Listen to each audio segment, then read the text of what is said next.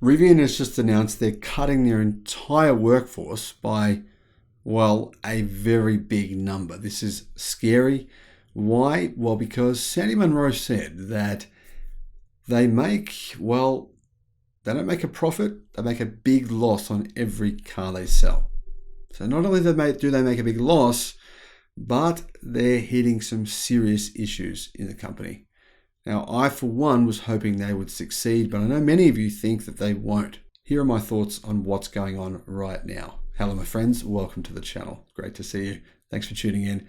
Thank you for supporting me and my family right now. It's been a challenging time, and you guys chipping in has been absolutely amazing with the GoFundMe campaign. The response by all of you was just absolutely spectacular.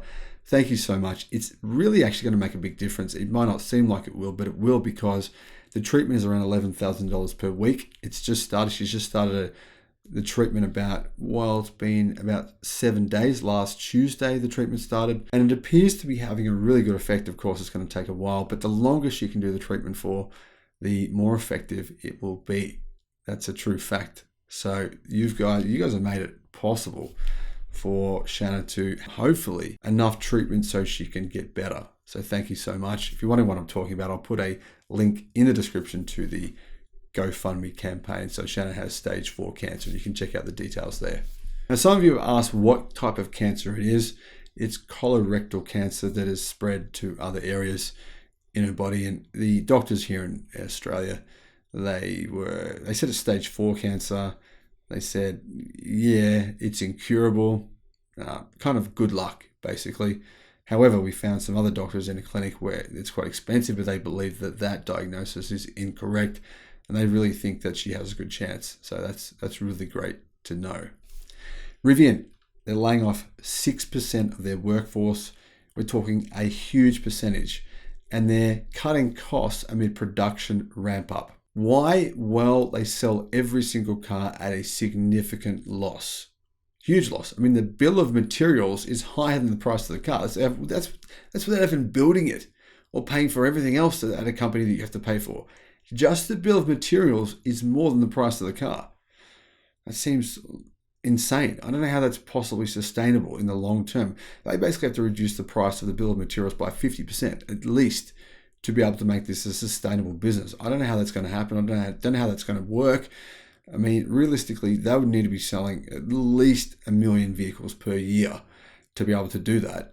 Plus, they really would need to be using a different battery chemistry as well, which I don't believe is on the horizon anytime soon, even though Rivian would like to use LFP batteries, which would be a good move. Now, Rivian have been ramping up production of the R1T and the R1S, both of which I love. You guys know that.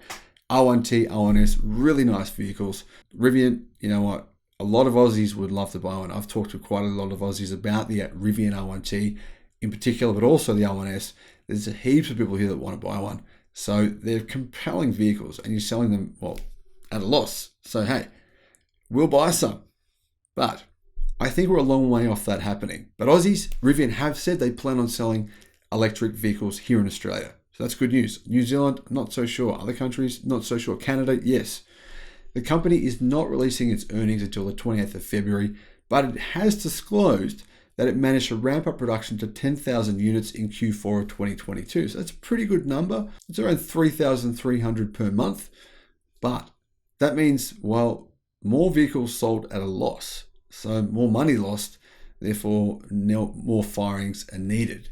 I'm not really convinced that firing these staff is the best solution. I would have thought that reducing the materials cost would be even more important. But this is something that Rivian can do more easily than reducing those material costs. So it makes sense in that way. Now in Q3, Rivian was spending as much as 3 times what it charged per vehicle.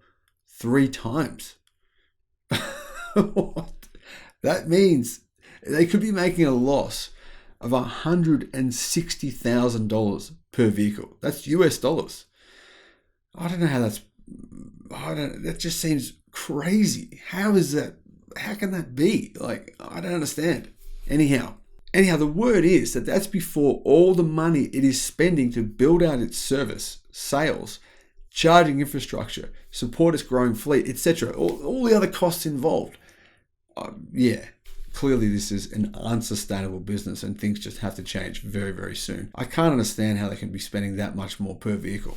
Apparently, investors aren't too concerned. The reason being, Rivian still has $13 billion in the bank at the end of Q3, but the thing is that can run out, it will run out, and they didn't get that money from making a profit anywhere in the business. So when they do run out of that money, which is inevitable, then they're going to start having to borrow. So in order to cut costs, so the borrowing won't have to be too much, the company's CEO, RJ Scaringe, announced in an email to employees that they'd be reducing 6% of the workforce. I don't think at this point in time, the employees themselves know if they are in the 6%. So maybe they'll wake up tomorrow morning and go, oh, nice surprise. I won the lottery. I'm not in the 6, or bad news, I'm in the 6. Now, at the last report for Rivian, Q3, Rivian brought in revenue of $500 million from selling only a few thousand electric cars. However, it cost them $1.5 billion to build those. So they made a $1 billion loss on only a few thousand cars. I don't know how that happens. What are they doing? Snorting coke at the factory? I mean, yeah, I'm joking. Come on. But it doesn't add up.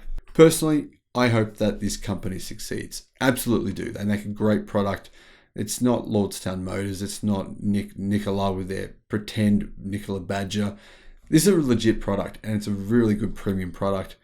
But I mean, I just don't understand how they have a path to making a profit when they're paying this much per vehicle. I mean, okay, if they're making a loss of 20, 30%, then it would be possible. Ramp production, minimize some costs here and there. Yeah, that's doable. But I don't know how it's doable at this point when they're losing this much money per car. I mean, best case scenario, they're losing 100% on every vehicle sold. That's best case scenario. We're looking at probably 60 to 70,000 US dollar loss per car. How they can get from there to just breaking even, I don't have any idea. Maybe there's some engineers here who know, but realistically, I'm not sure that's even possible. Thank you for watching.